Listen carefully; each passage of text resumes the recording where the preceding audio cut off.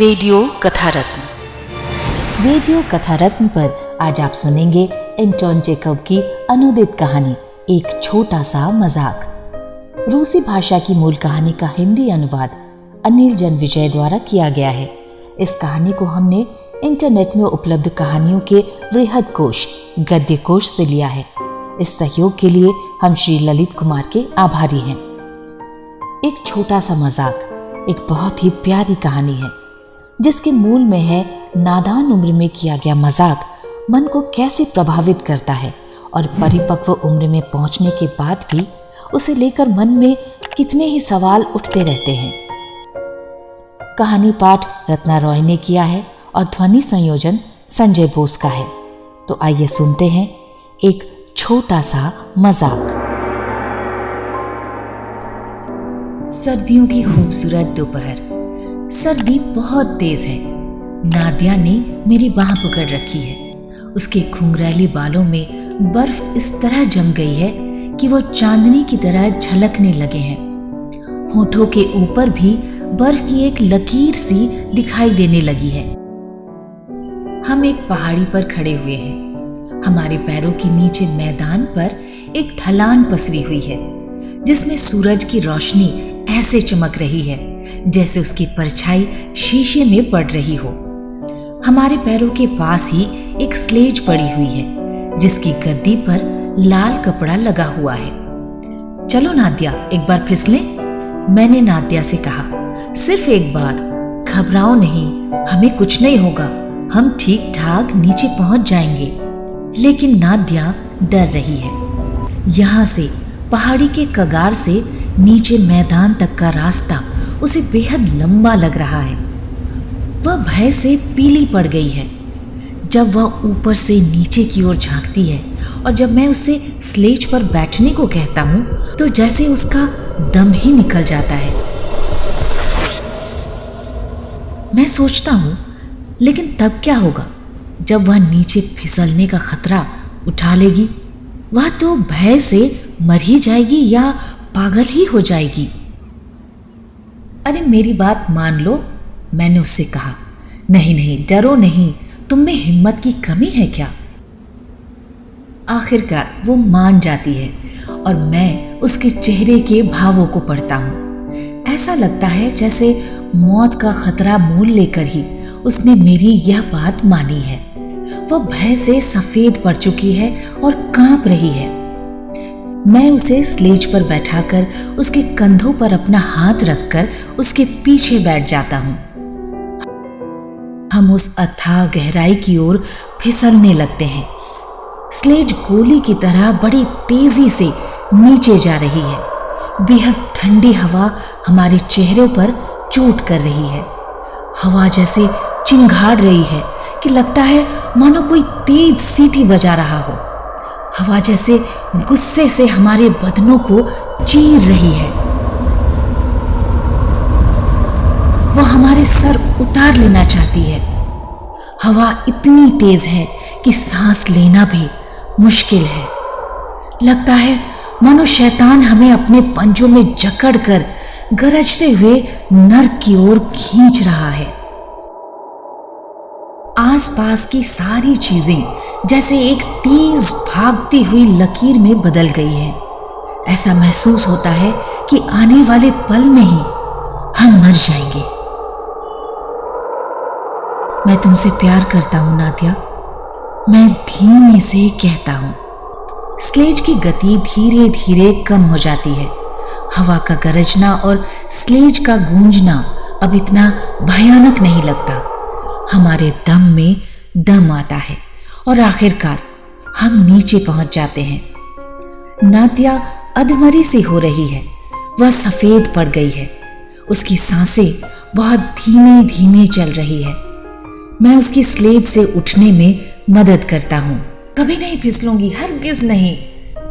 आज तो मैं मरते मरते बची हूं, मेरी ओर देखते हुए उसने कहा। उसकी बड़ी बड़ी आंखों में खौफ का साया दिखाई दे रहा है, पर थोड़ी ही देर में वह सहज हो गई और मेरी ओर सवालिया निगाहों से देखने लगी।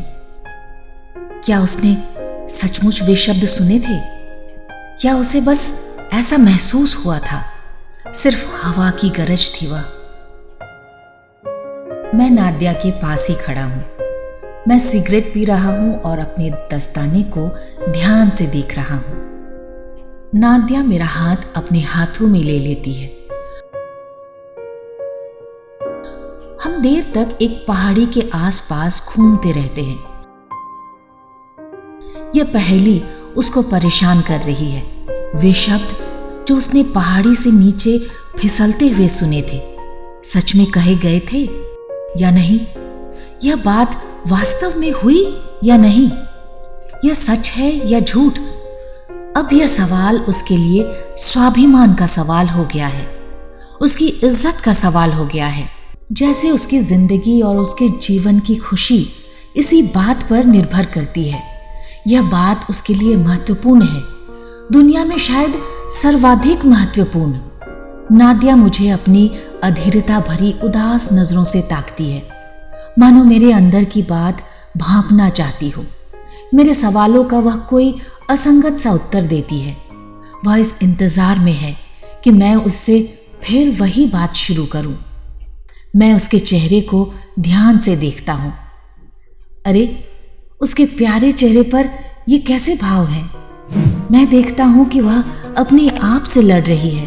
उसे मुझसे कुछ कहना है, कुछ पूछना चाहती है, लेकिन वह अपने ख्यालों को, अपनी भावनाओं को शब्दों के रूप में प्रकट नहीं कर पाती। वह झेप रही है, डर रही है। उसकी अपनी ही खुशी उसे तंग कर रही है। सुनिए, मुझसे मुंह चुराते हुए वह कहती है। क्या? मैं पूछता हूं। चलिए एक बार फिर फिसलें। हम फिर से पहाड़ी के ऊपर चढ़ जाते हैं। मैं फिर से भय से सफेद पड़ चुकी और कांपती हुई नादिया को स्लेज पर बैठाता हूं। हम फिर से भयानक गहराई की ओर फिसलते हैं।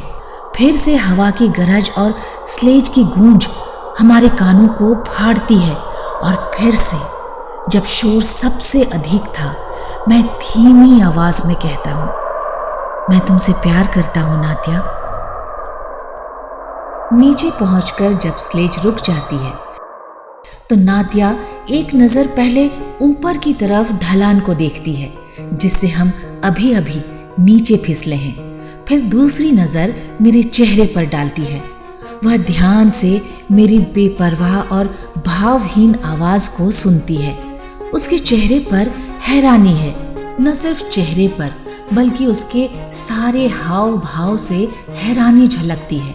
वह चकित है और जैसे उसके चेहरे पर यह लिखा है। क्या बात है? वह शब्द किसने कहे थे? शायद इसी ने, या हो सकता है मुझे बस ऐसा लगा हो, बस ऐसे ही वे शब्द सुनाई दिए हों। उसकी परेशानी बढ़ जाती है कि वह इस सच्चाई से अनभिज्ञ है। यह अनभिज्ञता उसकी अधीरता को बढ़ाती है। मुझे उस पर तरस आ रहा है। बेचारी लड़की, वह मेरे प्रश्नों का कोई उत्तर नहीं देती और नाक भौं चढ़ा लेती है। लगता है वह रोने ही वाली है। घर चले? मैं पूछता हूँ। लेकिन मुझे तो यहाँ फिसलने में खूब मजा आ रहा है। वह शर्म से लाल होकर कहती है और फिर मुझसे अनुरोध करती है, और क्यों ना हम एक बार फिर फिसले? तो उसे यह फिसलना अच्छा लगता है। पर स्लेज पर बैठते हुए तो वो पहले की तरह ही भय से सफेद दिखाई दे रही है और कांप रही है। उसे सांस लेना भी मुश्किल हो रहा है। लेकिन मैं अपने होठों को रुमाल से पोंछकर धीरे से खांसता हूँ। और जब फिर से नीचे फिसलते हुए हम आधे रास्ते तक पहुंच जाते हैं तो मैं एक बार फिर कहता हूँ, मैं तुमसे प्यार करता हूँ नादिया। और यह पहेली ही रह जाती है। नादिया चुप रहती है। वो कुछ सोचती है। मैं उसे उसके घर तक छोड़ने जाता हूँ। वह धीमे धीमे कदमों से चल रही है और इंतजार कर रही है कि शायद मैं उससे कुछ कहूँगा। मैं ये नोट करता हूँ कि उसका दिल कैसे तड़प रहा है, लेकिन वह चुप रहने की कोशिश कर रही है और अपने मन की बात को अपने मन में ही रखे हुए है। शायद वह सोच रही है। दूसरे दिन मुझे उसका एक रुक्का मिलता है। आज जब आप पहाड़ी पर फिसलने जाएं तो मुझे अपने साथ ले लें, नादिया। उस दिन से हम दोनों रोज फिसलने के लिए पहाड़ी पर जाते हैं और स्लेज से नीचे फिसलते हुए हर बार मैं धीमी आवाज में ही वे शब्द कहता हूँ, मैं तुमसे प्यार करता हूँ नादिया। जल्दी ही नादिया को इन शब्दों का नशा सा हो जाता है, वैसा ही नशा जैसा शराब या मॉर्फिन का नशा होता है। अब वह इन शब्दों की खुमारी में रहने लगी है। हालांकि उसे पहाड़ी से फिसलने में पहले की तरह ही डर लगता है, लेकिन अब भय और खतरा मोहब्बत से भरे उन शब्दों में एक नया स्वाद पैदा करते हैं, जो पहले की तरह उसके लिए एक पहेली बने हुए हैं और उसके दिल को तड़पाते हैं। उसका शक हम दो ही लोगों पर है, मुझ पर और हवा पर। हम दोनों में से कौन उसके सामने अपनी भावना का इजहार करता है उसे पता नहीं, पर अब उसे इससे कोई फर्क भी नहीं पड़ता। शराब चाहे किसी भी बर्तन में क्यों ना पी जाए, नशा तो वो उतना ही देती है। अचानक एक दिन दोपहर के समय मैं अकेला ही उस पहाड़ी पर जा पहुंचा। भीड़ के पीछे से मैंने देखा कि नादिया उस ढलान के पास खड़ी है। उसकी आंखें मुझे ही तलाश रही हैं। फिर वह धीरे धीरे पहाड़ी पर चढ़ने लगती है। अकेले फिसलने में हालांकि उसे डर लगता है, बहुत ही ज्यादा डर। वह बर्फ की तरह सफेद पड़ चुकी है।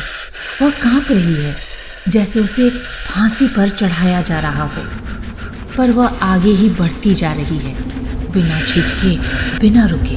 शायद आखिर उसने फैसला कर ही लिया कि वह इस बार अकेली नीचे फिसल कर देखेगी कि जब मैं अकेली होंगी तो क्या मुझे वे मीठे शब्द सुनाई देंगे या नहीं। मैं देखता हूँ कि वह बेहद घबराई हुई भय से मुंह खोलकर स्लेज पर बैठ जाती है। वह अपनी आंखें बंद कर लेती है और जैसे जीवन से विदा लेकर नीचे की ओर फिसल पड़ती है।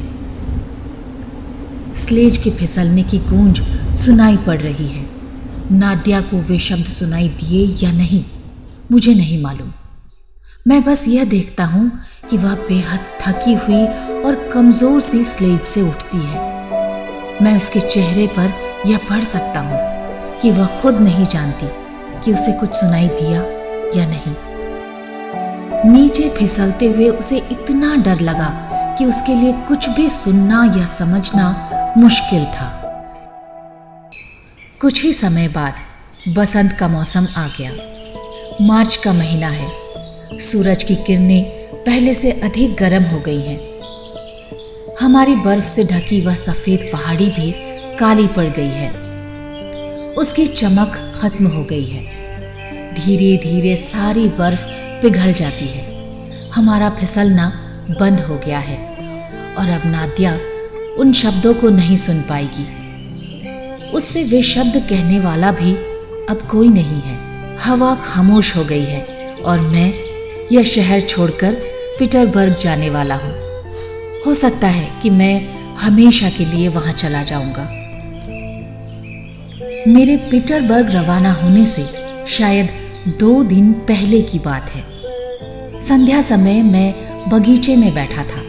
जिस मकान में नादिया रहती है, यह बगीचा उससे जुड़ा हुआ था और एक ऊंची बाड़ ही नादिया के मकान को उस बगीचे से अलग करती थी। अभी भी मौसम में काफी ठंड है। कहीं कहीं बर्फ पड़ी दिखाई देती है। हरियाली अभी नहीं है, लेकिन बसंत की सुगंध महसूस होने लगी है। शाम को पक्षियों की आवाज सुनाई देने लगी है। मैं बाड़ के पास जाता हूँ और एक दरार में से नादिया के घर की तरफ देखता हूँ। नादिया बरामदे में बैठी है और उदास नजरों से आसमान की ओर ताक रही है। बसंती हवा उसके उदास फीके चेहरे को सहला रही है। यह हवा उसे उस हवा की याद दिलाती है जो तब पहाड़ी पर गरजा करती थी, जब उसने वे शब्द सुने थे। उसका चेहरा और उदास हो जाता है। गाल पर आंसू ढुलकने लगते हैं और बेचारी लड़की अपने हाथ इस तरह से आगे बढ़ाती है मानो वह उस हवा से यह प्रार्थना कर रही हो कि वह एक बार, सिर्फ एक बार फिर से उसके लिए वे शब्द दोहराए। और जब हवा का एक झोंका आता है तो मैं फिर धीमी आवाज में कहता हूँ, मैं तुमसे प्यार करता हूँ नाद्या। अचानक न जाने नाद्या को क्या हुआ, वह चौंक कर मुस्कुराने लगती है और हवा की ओर हाथ बढ़ाती है। वह बेहद खुश है, बेहद सुखी, बेहद सुंदर। और मैं अपना सामान बांधने के लिए घर लौट आता हूँ। यह बहुत पहले की बात है। अब नाद्या की शादी हो चुकी है। उसने खुद शादी का फैसला किया था या नहीं, इससे कोई फर्क नहीं पड़ता।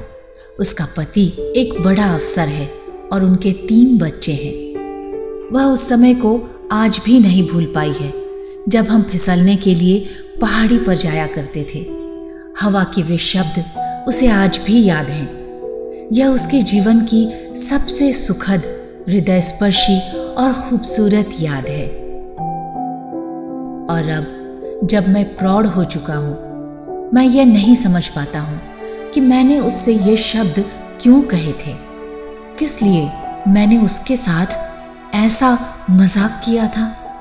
आपको ये कहानी कैसी लगी हमें कमेंट करके ज़रूर बताएं। हमारे चैनल को सब्सक्राइब, लाइक और शेयर ज़रूर करें। हमें इसका इंतज़ार रहेगा।